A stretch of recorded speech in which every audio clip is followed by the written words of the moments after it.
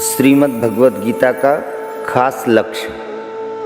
गीता किसी वाद को लेकर नहीं चली है, अर्थात द्वैत, अद्वैत, विशिष्टाद्वैत, द्वैताद्वैत, विशुद्धाद्वैत, अचिंत्य भेदाभेद आदि किसी भी बात को किसी एक संप्रदाय के किसी एक सिद्धांत को लेकर नहीं चली है। गीता का मुख्य लक्ष्य यह है कि मनुष्य किसी भी वाद, मत, सिद्धांत को मानने वाला क्यों ना हो, उसका प्रत्येक परिस्थिति में कल्याण हो जाए। वह किसी भी परिस्थिति में परमात्मा प्राप्ति से वंचित ना रहे, क्योंकि जीव मात्र का मनुष्य योनि में जन्म केवल अपने कल्याण के लिए ही हुआ है। संसार में ऐसी कोई भी परिस्थिति नहीं है जिसमें मनुष्य का कल्याण ना हो सकता हो, कारण कि परमात्मा तत्व प्रत्येक परिस्थिति में समान रूप से विद्यमान है। अतः साधक के सामने कोई भी कैसी भी परिस्थिति आए, उसका केवल सदुपयोग करना है।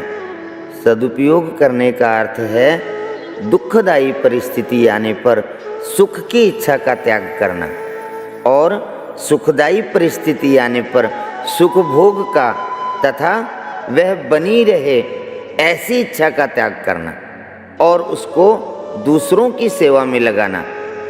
इस प्रकार सदुपयोग करने से मनुष्य दुखदायी और सुखदायी दोनों ही परिस्थितियों से ऊंचा उठ जाता है, अर्थात उसका कल्याण हो जाता है।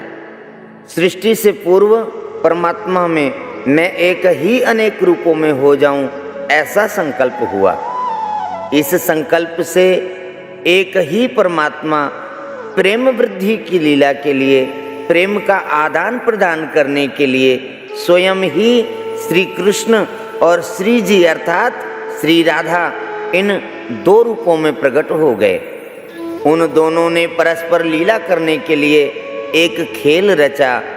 उस खेल के लिए प्रभु ने संकल्प से अनंत जीवों की, जो कि अनादि काल से थे, और खेल के लिए पदार्थों, शरीर आदि की सृष्टि हुई। खेल तभी होता है जब दोनों तरफ के खिलाड़ी स्वतंत्र हों, इसलिए भगवान ने जीवों को स्वतंत्रता प्रदान की।